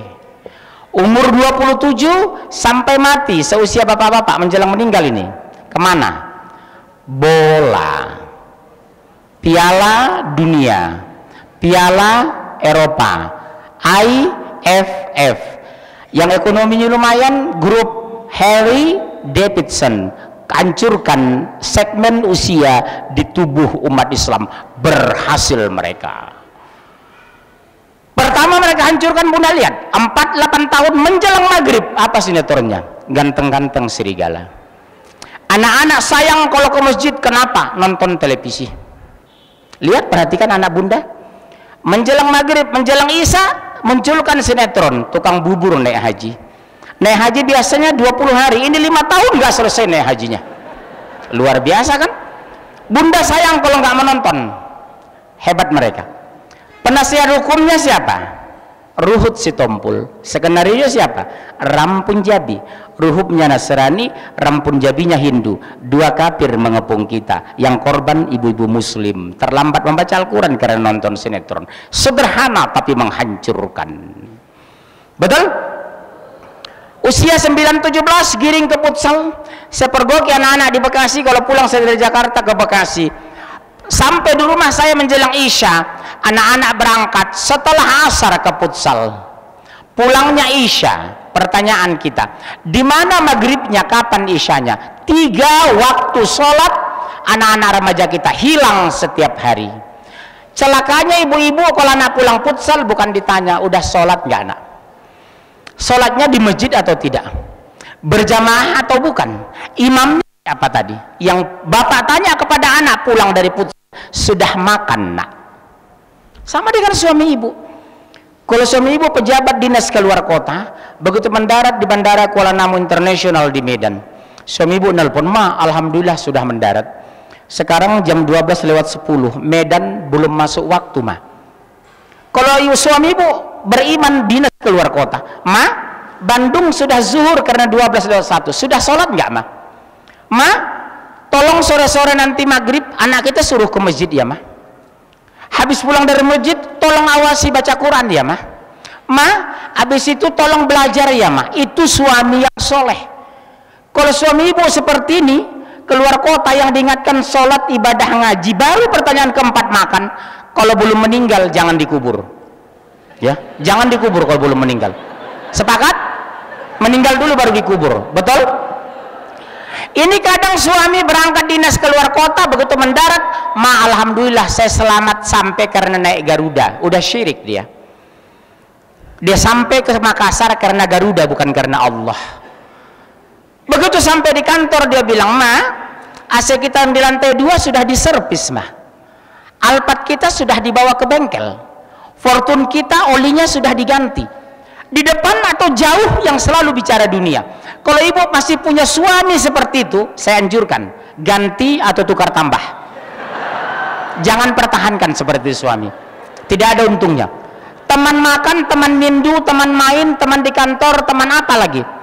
Selalu bicara dunia. Kalau ibu punya suami seperti itu, kasih peringatan, "Mas, demi Allah, 32 tahun saya mendampingi Mas menikah.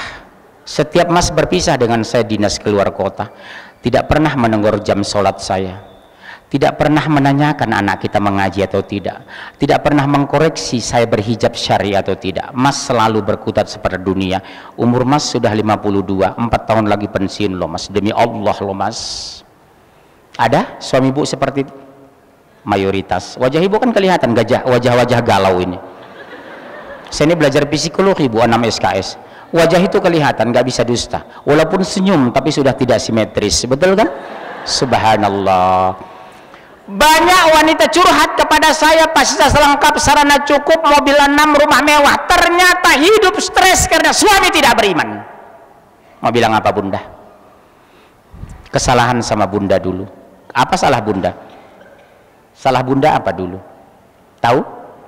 Waktu mau nikah, bunda lihat apa yang dia bawa, motor atau fortune, bukan iman dan ketaatan. Kesalahan sama bunda dulu. Jujur hari ini jangan, betul ya, jangan ada dusta di antara kita. Yang pertama beda di Turki, maaf bu, di Turki kalau ada ingin melamar anaknya, yang pertama ditanya, "Your religion? Are you Muslim?" "Yes, I'm Muslim." "Bisa sholat?" "Iya." Praktek. "Bisa baca Al-Quran?" "Iya, baca Quran." Nanti sore bisa imam masjid, imam di rumah. Subhanallah. Itu Turki bu. Pertanyaan keempat baru, di mana kerja? Berapa sanggup bayar mas kawin anak saya? 1 miliar, 2 miliar, itu biasa di Turki. Di Mesir juga biasa. Tapi pertanyaan pertama, Muslim, baca Al-Quran, ketaatan, kesolehan. Baru pertanyaan kelima, apakah anda kerja di mana, pendapatan berapa, berapa berani bayar mas kawin anak saya? Itu baru ibu yang cerdas. Selama ini bunda, begitu penampilan, kerja di mana, di Pertamina, sudah jadi, padahal bajak laut. Hati-hati bunda. Struktur keluarga yang solehah kita bangun sejak pernikahan, kita seleksi ketika awal melamar. Perhatikan cowoknya. Lebih bagus cari mantu, biar kaya raya, yang penting soleh, betul? Iya, nggak apa-apa, bagus, nggak ada masalah. Biar kaya raya, yang penting soleh. Seperti kemarin saya menikahkan orangnya ganteng, kaya raya, beriman, sempurna, dia punya mantu. Ini sudah jelek, miskin, belagu lagi, masya Allah.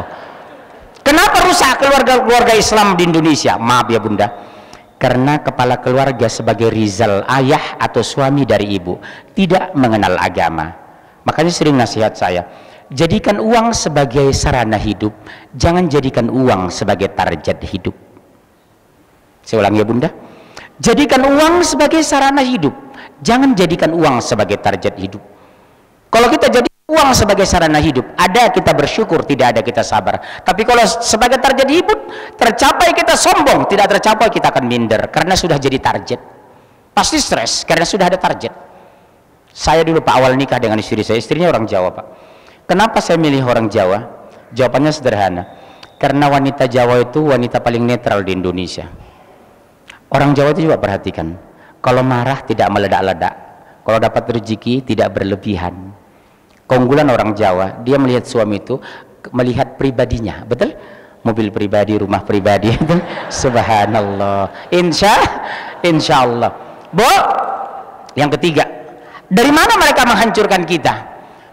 Usia 18 sampai 26 giring ke KP. Bapak lihat Jakarta, saya kurang tahu ITB seperti apa di pinggir kampus.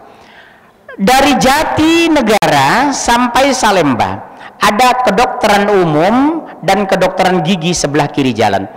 Di sini kafe penuh Pak.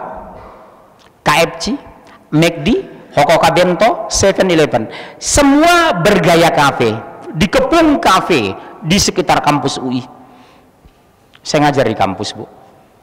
3 SKS pulang jam 10, jam 11 masuk kafe, pulang jam 4 sampai di rumah jam 5. Kapan zuhurnya, di mana asarnya? Kenapa masuk kafe?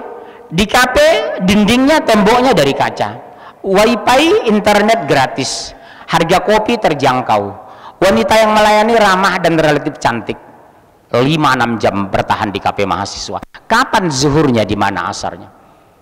Saya perhatikan kafe-kafe di sana bukan orang Cina, bukan ponakan Ahok, bukan sepupunya Haritanu, orang-orang Muslim. Dulu kami mana tahu, zaman saya kuliah tahun 80-an, awal 80-an. Pulang kampus 3 SKS, jam 10 saya pulang ke rumah belajar sampai jam 12 zuhur, habis itu tidur siang, jam 4 bangun kuliah lagi. Karena zaman kami tidak ada kafe. Kalaupun ada mungkin saya nggak masuk, karena saya tidak terbiasa masuk ke kafe sejak sekarang. Saya walaupun Batak Pak, tidak suka musik, tidak suka gitar, tidak suka mall, tidak suka pasar. Tanya istri saya tidak suka pesta-pesta dari kecil itu. Karena saya lihat Rasul yang saya muliakan bukan orang pesta, bukan orang kafe, bukan orang pasar. Kopi pun saya nggak suka Pak. Makanya wajah saya nggak terlalu hitam, betul kan? Subhanallah. Betul, orang Batak biasanya gitar. Saya dari kecil saya berdoa, ya Allah lindungi hamba dari orang seperti itu. Makanya doa saya sederhana Pak. Ya Allah dekatkan hamba dengan orang yang dekat denganmu, jauhkan hamba dari orang yang jauh darimu. Alhamdulillah Allah takdirkan Pak, dikabulkan seperti itu. Di bandara saya ketemu dengan orang soleh, di pesawat ketemu dengan ustadz, di Pekanbaru ketemu dengan ulama, di sini ketemu dengan orang soleh Bapak. Saya tidak berbicara di sana, saya bahagia berada di tempat ini, dikelilingi orang-orang soleh dan solehah. Doa yang saya panjatkan kedua, matikan aku ya Allah di tempat yang benar, bersama orang-orang yang benar, dengan cara yang benar. Takdirkan hamba meninggal mati syahid. Itu doa yang sering saya ucapkan.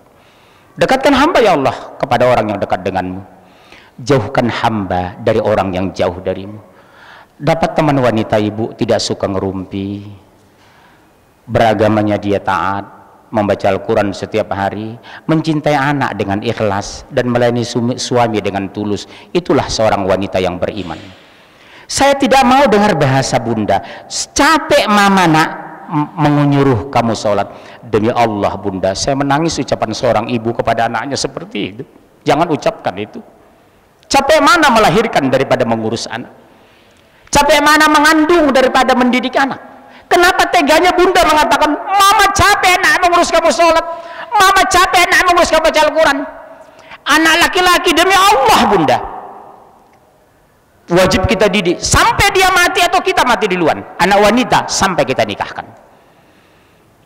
Kalau anak laki-laki demi Allah ya nak, walaupun kamu S2 di Jerman, tinggal di Houston Amerika sekarang, berkewajiban mama membina kamu ya nak, karena kamu anak wanita mama, anak laki-laki mama. Di hari tua mama, yang mengurus mama itu kamu beserta istri kamu, bukan saudara perempuanmu.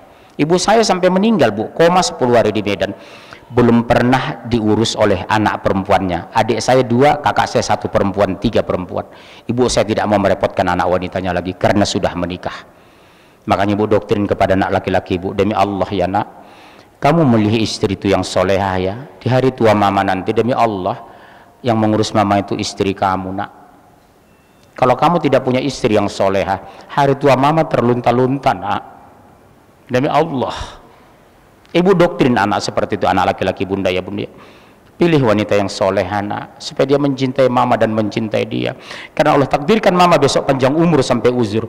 Yang mengurus mama di rumah istri kamu nak, bukan saudara wanita kamu. Saudara wanita kamu mengurus suaminya dan keluarga suaminya. Itulah pendidikan dalam Islam, bukan anak wanita kita. Makanya alhamdulillah Allah takdirkan anak saya semua laki-laki. Tapi harus saya banyak nabung karena melamar anak wanita orang, betul ya? Subhanallah.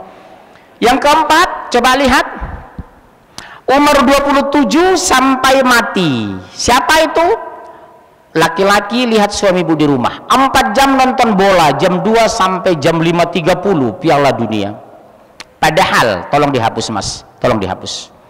Cepat-cepat mas, lari-lari supaya kurus sedikit. Udah kurus ya, dihapus semua. Masya Allah, waktu sebentar lagi ya. Kita buka tanya jawab yang panjang ya. Saya jam gini sudah lapar karena agak dingin. Udah? Bunda, bun,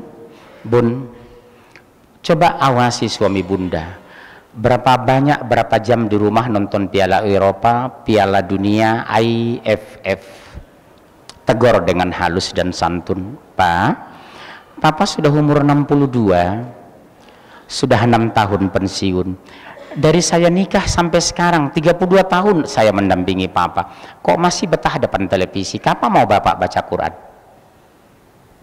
Olahraga muslim itu bukan bola. Apa bu?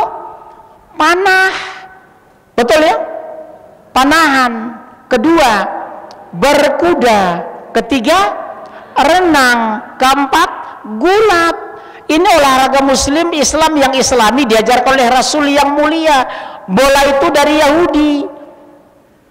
Bayangkan 22 orang berebut satu bola, padahal bola di luar itu banyak jual. Beli aja satu ya sudah. Kenapa harus berebut satu bola 22 orang? Itulah olahraga orang bodoh. Yang nontonnya ikut bodoh.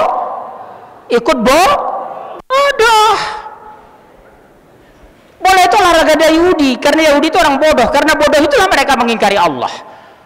Olahraga kita cerdas, renang, seluruh tubuh bergerak. Paru-paru bagus, terkoneksi, jantung bergerak, tubuh semua bergerak, mata terpelihara, rambut sehat. Itu renang loh Pak. Panahan, melatih konsentrasi. Kalau kita perang agama bisa dipergunakan kekuatan melumpuhkan dan membunuh musuh. Berkuda, ketenangan, keseimbangan, dan menahan emosional. Yang kita kendalikan itu kuda. Bahkan hasil riset di Amerika kemarin, laki-laki yang suka berkuda lebih kecil kena risiko impotensi. Jadi bapak kalau udah mulai-mulai lemah ya di kamar tidur, naik kuda aja nanti, langsung seperti kuda dia. Ini hasil riset di Amerika. Jadi olahraga Islam itu menguntungkan dunia akhirat, ilmiah dan terpercaya, mulia dan agung. Panahan, berkuda, dan renang. Coba lihat kuda. Pasukan Rusia, pertahanan luar biasa, rakyat terlatih, persenjataan modern, mampu dikalahkan pasukan Poliban yang hanya berkuda. Logikanya di mana Pak? Tank itu sekian derajat sudah terbalik, kalau kuda bisa melompat. Kedalaman sekian meter sungai bisa dilompati oleh kuda, tank sudah mati. Yang kedua, kalau dia membawa logistik evakuasi korban perang, kalau naik kuda, dia tidak bisa dipantau satelit karena dia bukan dari logam dan bukan dari besi. Sementara kalau naik tank, dia bisa dipantau satelit musuh. Ilmiah sekali Islam itu.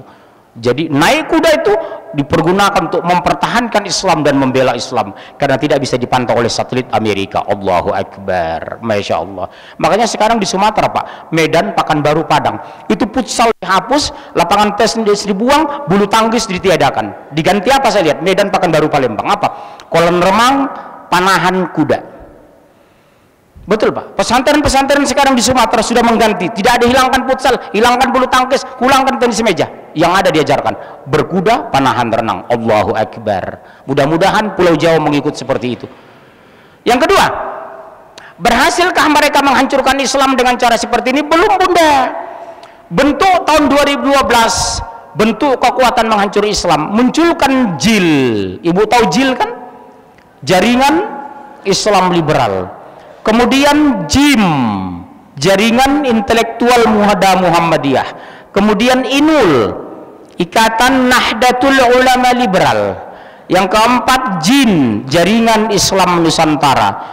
Wacana yang mereka angkat tahu Bunda, semua agama sama. Kedua apa? Jilbab budaya Arab.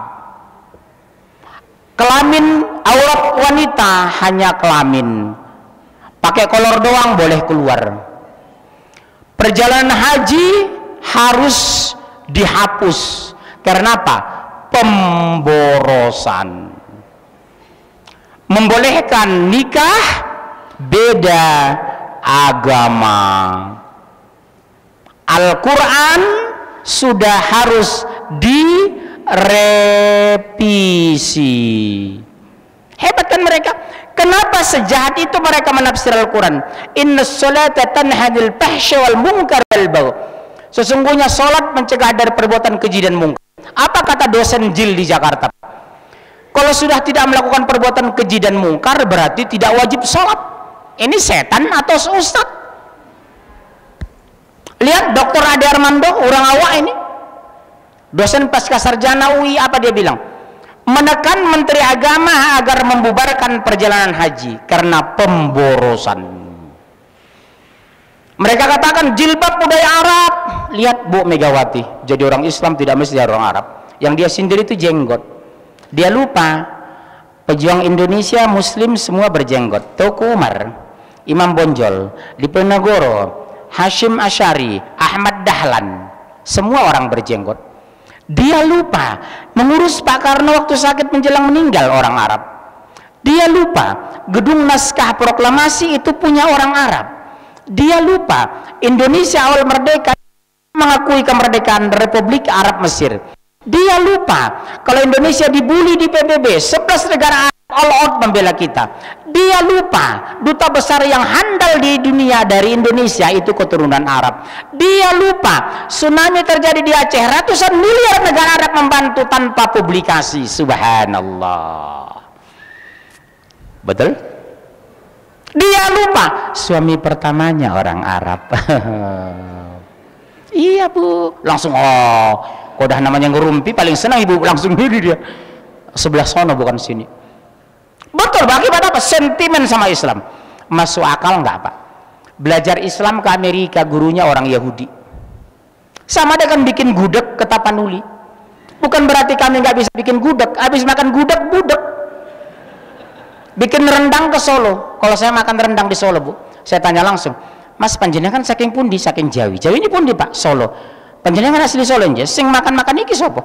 Kulo Pak. Oh pantas anyep. Bikin rendang ke Bukit Tinggi, bikin karedok mah ke Sukabumi, bikin apa lagi Bu? Bikin gudeg ke Jogja. Ini belajar Islam ke Amerika, di brainwash.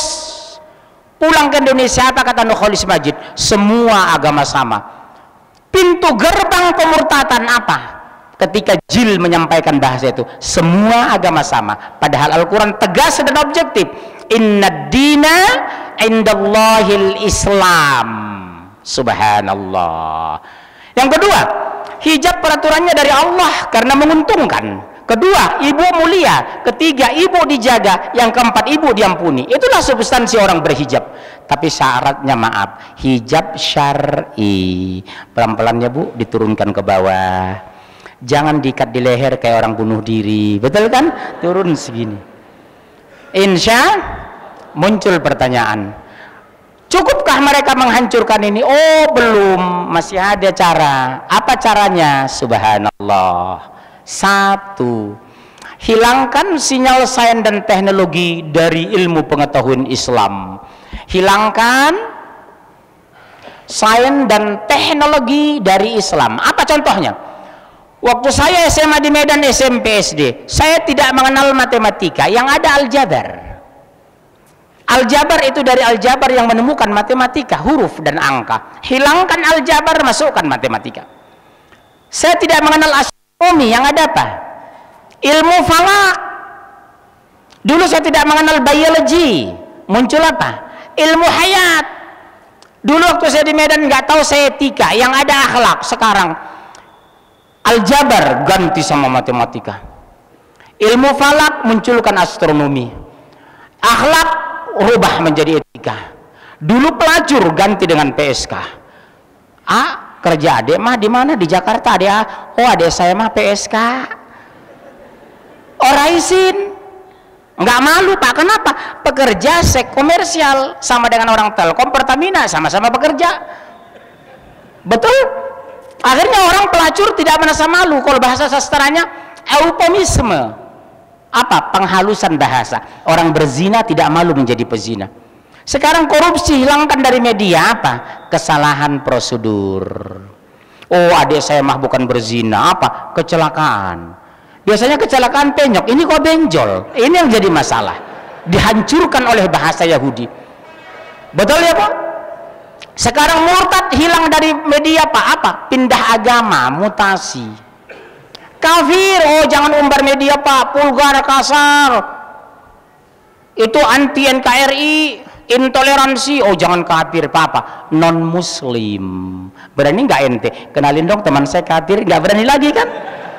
Pasti kenalin Pak, teman saya satu kampus di ITB, teknik metalurgi, apa? Beliau non muslim. Oh beliau bukan murtad, pindah agama, mutasi ke neraka, betul kan? Hati-hati anak muda sekarang, bahasa diganti dengan bahasa eufemisme. Target Yahudi, hilangkan dosa dalam pemikiran generasi muda Islam, hilangkan sinyal teknologi dari kampus. Lihat sekarang teknik, siapa teknik ITB? Ada teknik ITB, antum? Siapa yang di ITB ini? Nggak ada yang kuliah, kapan kuliahnya nih? Siapa anak ITB di sini? Nih, berapa SKS ditawarkan sampai selesai? 150 kan? Saya ngajar juga di kampus. Trisakti dengan UI ekonomi 144 SKS. Bayangkan, agama cuma semester 1, semester 2 sampai 7 sudah tidak beragama, betul? SD sampai SMA, coba lihat ujian akhir nasional IPA, matematika, IPS, agama tidak penting di Indonesia. Makanya waktu kemarin saya ditawarin kandidat menteri agama, Pak Munzir mau nggak jadi menteri agama? Enggak. Loh kenapa? Kalau saya jadi menteri agama, saya harus menghadiri, mendampingi presiden Natal bersama, gongsi Pak Aceh bersama, nyepi bersama. Saya nggak mau, hukumnya haram.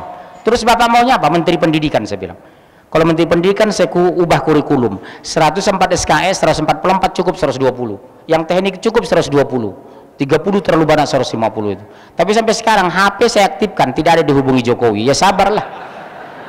Tapi mohon maaf, kalau saya jadi menteri saya nggak bisa tabligh akbar lagi, udah sibuk ya. Belum jadi aja dia sombong, gimana jadinya? Masya Allah. Hancurkan, hilangkan sinyal bahasa Arab dari hidup umat Islam. Lihat gedung DPR, representasi Islam terbesar di dunia, pakai bahasa Arab atau bahasa Sanskerta. Lihat bandara di Soekarno-Hatta, begitu bandara, simbol Hindu, simbol Islam. Pernik-pernik Bali atau pernik-pernik Betawi. Padahal berada di Jakarta, subhanallah. Tidak ada yang protes kecuali saya. Orangnya saya sensitif loh, melihat simbol-simbol itu. Bapak mendarat di New Delhi, yang dibanggakan mereka apa? Taj Mahal, masjid. Orang mendarat di Bandara Soekarno-Hatta, yang dimunculkan apa? Patung agama Hindu dan pernik budaya Bali. Betul? Kenapa umat Islam tidak ada yang protes? Gedung DPR, gedungnya semua nama-nama ruangan di sana bahasa Sanskerta, bukan bahasa Arab. Agama mayoritas di Indonesia, tidak ada yang protes ulama kecuali saya. Subhanallah. Sudah hilang struktur Islam dari masyarakat kita. Kita Islam hanya di masjid, di luar sudah mulai liar. Betul ya Pak? Letakkan HP di WC, 2 menit hilang. Bukan hilang, diambil orang, lupa mengembalikan. Setelah dihancurkan struktur berpikir kita, tanah kita mereka kuasai, ekonomi kita sudah hancur, budaya kita sudah diacak, baru muncul Al-Quran. Buka Al-Quran surat 2 ayat 105 dan 109, endingnya di sini. Langsung saya mau pulang ini ya, silakan langsung baca, kasih mic, langsung terjemahan surat 2 105 109, langsung cepat cari. Ada terjemahannya kan?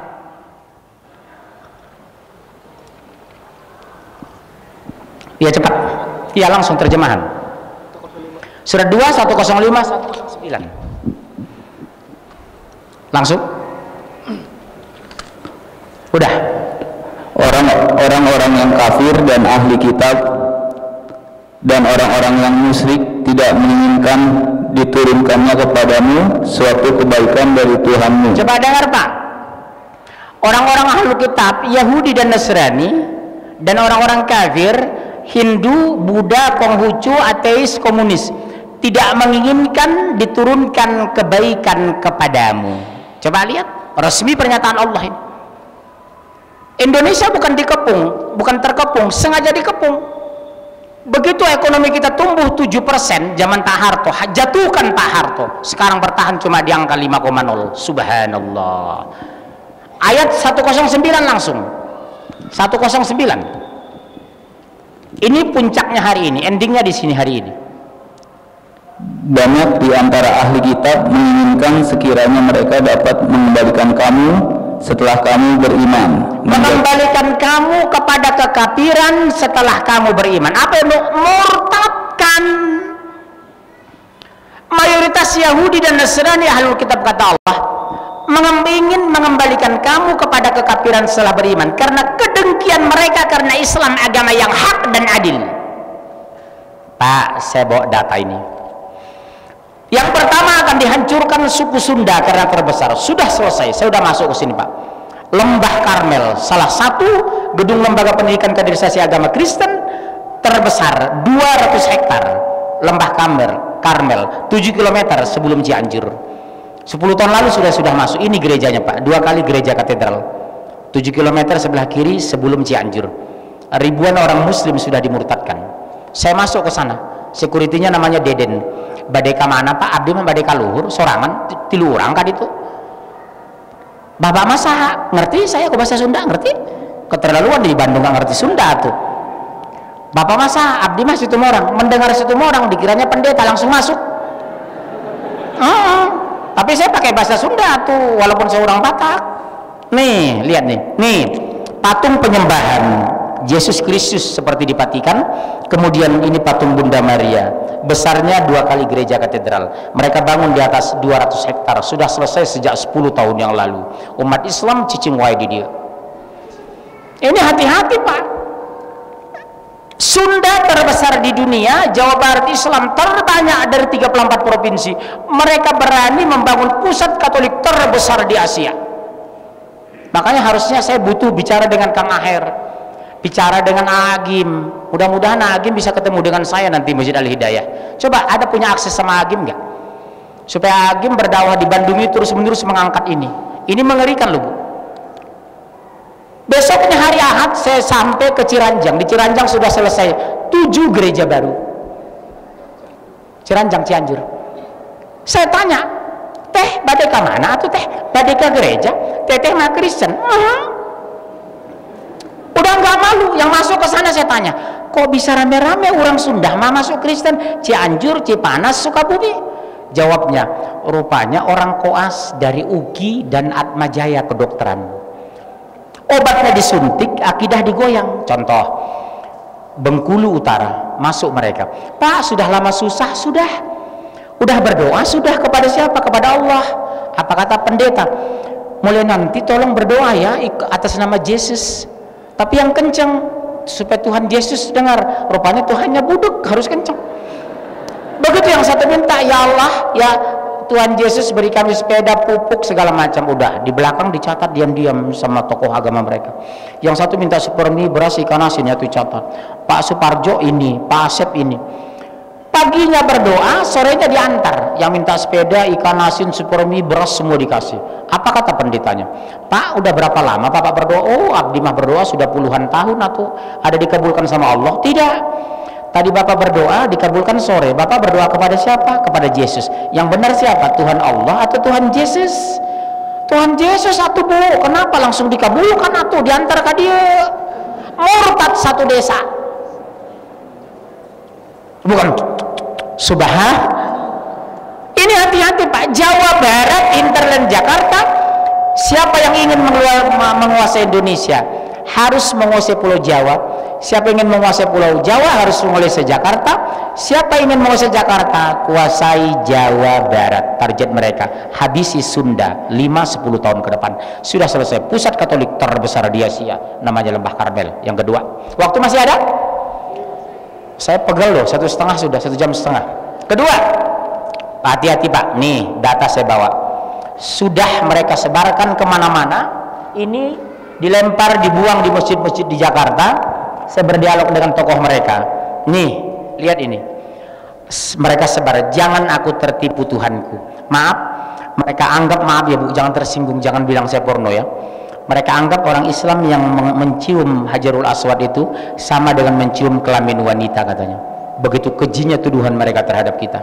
Yang keempat, saya dialog dengan kawan-kawan dari sekte Kristen. Mereka bedakan gratis ribuan seperti ini. Apa ini? Apakah Alkitab hanya buku biasa? mereka sebarkan ke anak-anak Islam, mereka angkat beberapa ayat dari sini dan mereka ambil ayat-ayat Quran. Yang kelima, hati-hati di toko-toko sudah mereka sebarkan. Apa itu, Bu? Buku saya temukan di salah satu toko besar di Indonesia. Ini beredar sudah, Pak. Ini menghancurkan sekali. Apa judul bukunya? Bapak lihat ini. Apa ini? Al-Quran buku yang menyesatkan.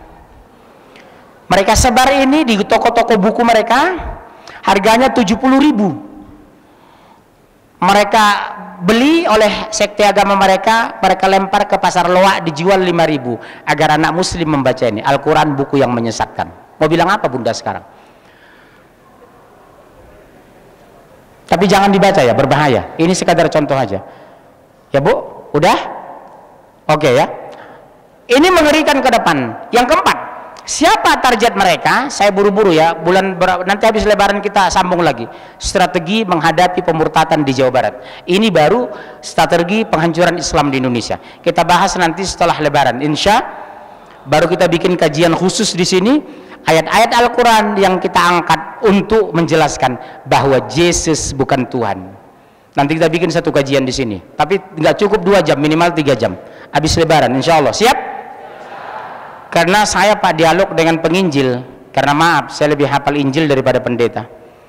Datang menghadap saya kemarin 2 penginjil. Saya katakan, kamu yang bertanya atau saya jelaskan tentang Islam? Saya jelaskan Islam, siapa Yesus, siapa Allah, siapa Rasulullah, siapa Muhammad.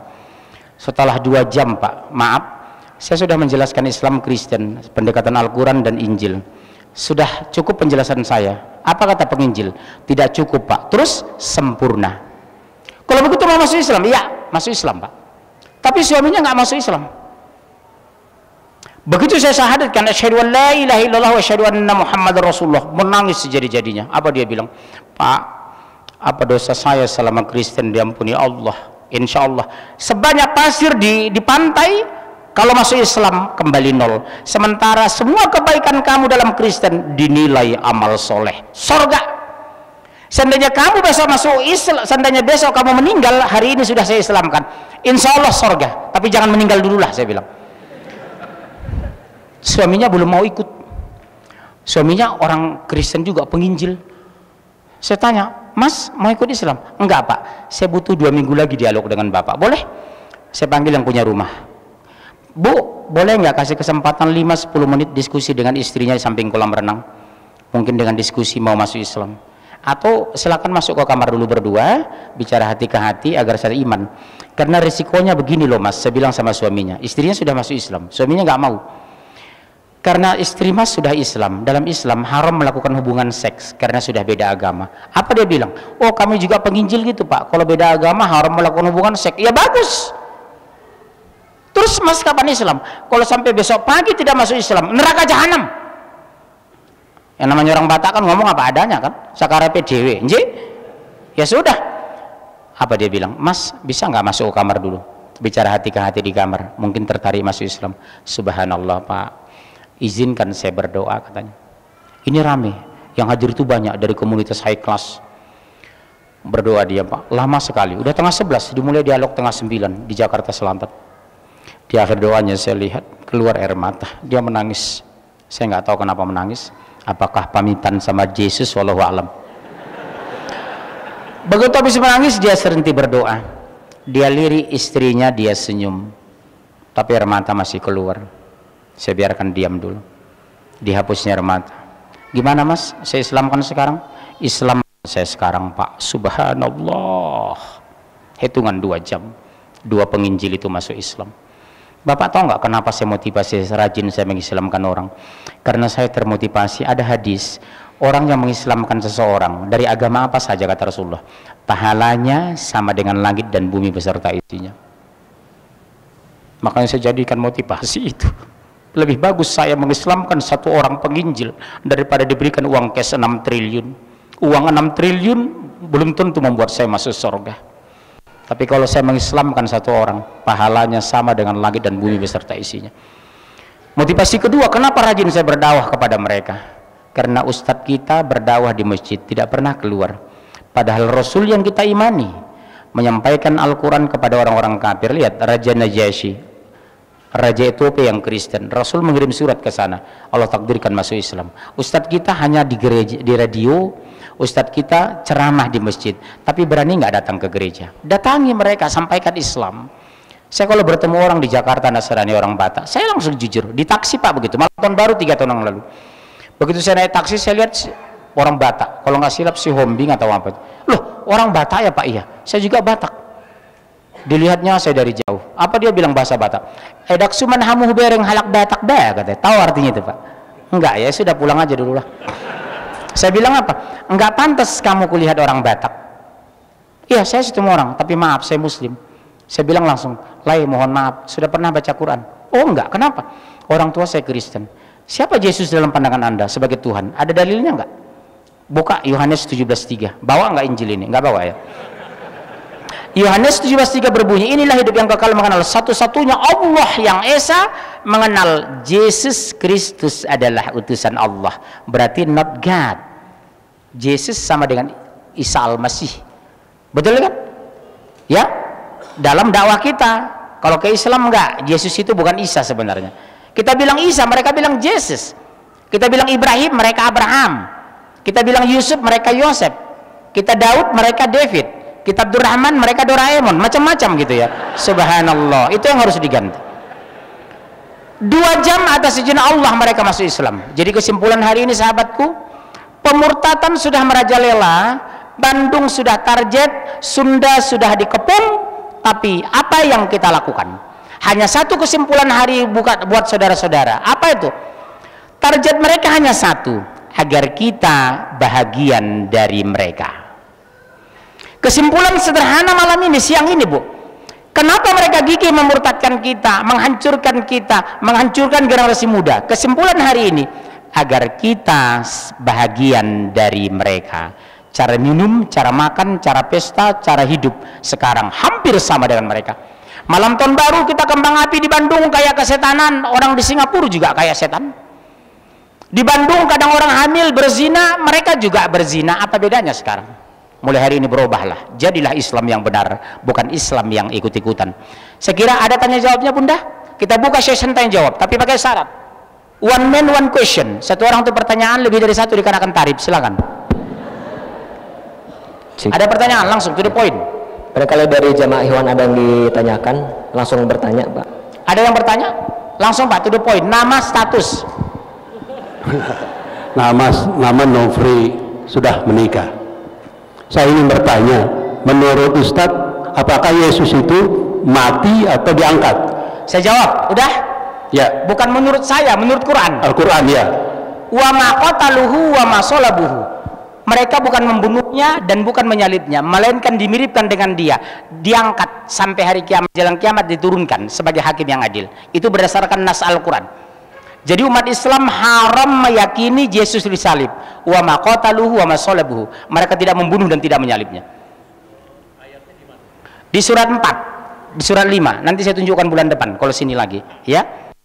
Makanya di surat 5 ayat 72, Bapak catat ya.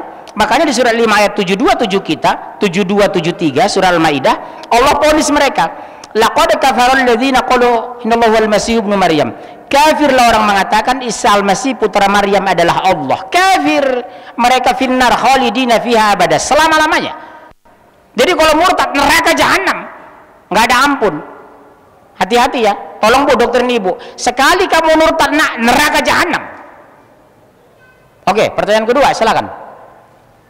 Ahwat, ya silakan, tolong antum sana, yang merah, PDIP, merah. Tuh kanan. Baru sana Demokrat. Ini dulu, PDI baru Demokrat ya. Nama, status. Assalamualaikum warahmatullahi wabarakatuh. Waalaikumsalam. Langsung pertanyaan. Pengen bertanya, kalau tadinya Muslim, kemudian dia murtad, terus masuk Islam lagi. Boleh atau enggak gitu? Ya, apakah tobatnya diterima sama Baik, Allah? saya jawab. Berdasarkan Al-Quran, surat 4, 137 atau 157. Innalladzina amanu thumma kafaru thumma amanu. Boleh. Orang kafir kemudian muslim kemudian kafir masuk Islam dibolehkan. Contoh siapa? Laksamana Sudomu. Dia muslim orang Malang, murtad nikah dengan berpangkat mayor murtad Kristen, masuk Islam insya Allah, tapi harus tubu ilallahi taubatan nasuha. Yang tidak boleh Islam masuk Kristen, masuk Islam, Kristen lagi, Muslim lagi. Summazdadu kufran, kekafiran bertambah kekafirannya, neraka jahanam khalidina fiha abada. Tapi kalau dia Islam masuk Kristen kembali masuk Islam karena sadar dan disadarkan, asal tubu ilallahi taubatan nasuha, insya Allah bisa. Tapi jangan ini alasan bunda nanti murtad masih Islam lagi, takutnya belum masuk Islam lagi sudah mati. Pertanyaan dari Demokrat, silakan. Kasih mic. Anda jangan berdiri, lari. Supaya cepat, waktu kita terbatas. Umi, bukunya mana? Di depan sana, di tangga. Assalamualaikum Ustadz, mau tanya gimana sikap kita kepada teman yang murtad tapi kita satu lingkungan gitu aja. Bagus. Terima kasih. Satu, memberikan nasihat. Kedua, mendoakan, tidak mau jauhi dia, tinggalkan mereka. Kalau dalam Islam orang murtad dan dimurtadkan, dinasihati kata Rasulullah, tidak mau Islam pancung. Tapi karena negara kita tidak negara Islam, kita tidak boleh melakukan itu. Makanya orang kafir tidak suka lihat Saudi, Qatar, Dubai, Bahrain, Afghanistan. Di sana kalau kepergok misi Katolik, pastor pendeta memurtadkan orang Muslim, nasihati mereka. Muslim or dead, masuk Islam kamu atau mati. Kalau nggak mau pancung, itu hadis. Karena negara kita bukan negara Islam, nggak boleh personality memancung mereka. Tapi murtadnya nasihati, nggak mau masuk Islam sudah jauhi. Seperti orang Medan kan, kampungnya bapak ini Nur Abni Oktavia, itu orang Padang, lahir besar di Medan, nikah sama Hendri Syahaan, diusir dari Medan ke Jakarta. Ya betul, murtad masuk Islam. Saya dengar kembali lagi dia, udah masuk Islam dia bu, kembali Kristen yang saya dengar. Udah stop, biarkan dia, udah neraka. Udah ada satu lagi.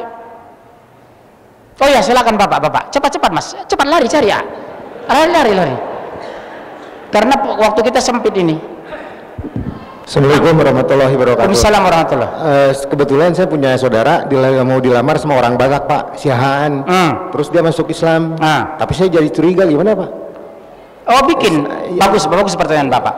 Kalau ada keluarga bapak mau dilamar, laki-laki atau perempuan, bikin surat pernyataan di atas materai 6.000 isinya. Saya yang bertanda tangan di bawah ini, Tupak Parlowan Syahaan, bersiap masuk Islam menikahi wanita Sunda bernama apa? Sabariah binti Asep misalnya. Jika saya kembali ke agama lama saya, satu, semua harta yang didapatkan pernikahan jatuh ke istri saya. Kedua, saya tidak dibenarkan mengajak, membujuk, mempengaruhi anak dan istri saya ikut agama lama saya. Demikianlah surat pernyataan ini saya buat tanpa di bawah tekanan dari pihak manapun. Tupak Perlindungan Syahaan.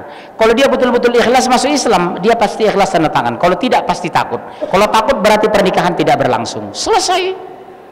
Bikin seperti itu pak.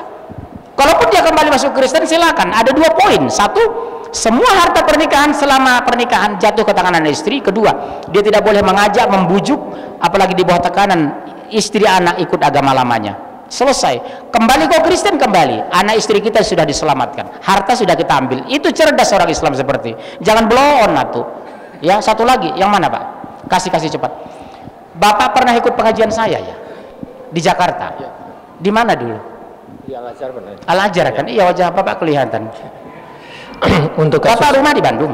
Di Bandung. Iya kelihatan wajah pernah pak. Saya sangat sensitif melihat wajah orang. Iya pertanyaan pak. Untuk kasus di Jakarta, karena banyak ustadz-ustadz yang tahu agama dan tahu mengerti Quran tapi tetap mengingkari Al-Maidah 51, gimana hukumnya ini? Tapi tetap mengingkari Al-Maidah 51. Al-Maidah hukumnya munafik, matinya mati fasik, tempatnya neraka jahanam. Satu, jangan dengar dakwahnya, jangan baca tulisannya, jangan sosialisasikan pendapatnya. Jelas surat 4 138 sampai 140. Yang orang munafik adalah orang yang memilih kafir sebagai pemimpin, meninggalkan orang mukmin. Mereka meninggalnya fasik, tempatnya neraka jahanam, disebut munafik. Al-Quran surat 4 138 sampai 140. Selesai. Jangan sholatkan dia. Al-Quran surat 9 ayat 84. Jangan doakan dia 70 kali pun Muhammad engkau mendoakannya tidak akan kuampuni. Al-Quran surat 9 ayat 80. Selesai. Kita bahas tahun depan insyaallah. Jelas? Baik, saya kira cukup sekian. Nasi padangnya sudah ada ya. Ibu-ibu tolong bantu saya berdakwah ke pedalaman untuk biaya segala macam operasional. Saya bawa 4 judul buku yang sangat bagus. 1, ini wajib dimiliki, cuma ada 70, nggak cuma kita bawa ini, ada sekitar 70 saya bawa ini. Jaga agamamu, jangan sampai murtad tanpa sadar. Ini 1000 lebih sudah laku saya bawa. Bapak kalau nggak punya uang, ngutang sama teman, jangan sama saya tim piatu, betul? Yang kedua, saya orang Batak, sudah Batak dikibuli lagi. Ini buku terbanyak laris dan bagus untuk dibaca. Jadikan hadiah terbaik bukan buat saudara kita agar anak terhindar dari kemurtatan. Penulis ini pakar Quran, Pak, anggota MUI Saudi Arabia, Dr. Fauzan. Kedua, tolong maaf, Ahmadiyah terbesar sekarang merajalela di Bandung dan Jawa Barat. Saya sering tabligh akbar di Sukabumi, Cianjur, di Bandung belum. Ahmadiyah Syiah berkembang pesat di Jawa Barat, melebihi provinsi lain di Indonesia. Mungkin karena orang Sunda terlalu baik, mereka masuknya gampang. Intisari akidah ahli sunnah wal jamaah. Untuk memelihara akidah kita ahli sunnah, jangan menyimpang dari Islam. Yang ketiga, tolong ibadah dibenahi, karena sholat ibadah yang pertama diperiksa, sifat sholat Nabi. Saya pergoki, Bu, wudhu masih banyak seperti ini. Saya bilang ini bukan wudhu, poco-poco. Di sini cara wudhu, cara sholat, cara takbir. Saya pergoki takbir masih sering seperti ini, Pak. Allahu Akbar. Ada lagi Allahu Akbar. Yang disunjukkan sunahkan Rasulullah Allahu Akbar atau maksimal Allahu Akbar, selesai. Nggak perlu Allah, itu kalah perang. Nah, di sini cara sholat, cara khusyuk segala macam, tolong dibeli. Kalau enggak ya keterlaluan. Kedua, Ustadz Yazid, Panduan Keluarga Sakinah. Anak bapak yang sudah SMP SMA tolong didoktrin agar dia milih pasangan yang benar. Saya bilang memilih istri biar kaya raya, yang penting solehah, betul? Yang keempat, Bunda, ini yang dipakai semua ulama salaf, Muhammadiyah, Dewan Dakwah, Persis Salafi, Riyadus Solihin, bimbingan hidup sempurna. Ini ada 4 judul, silakan di tangga hubungi manajer pemasaran saya.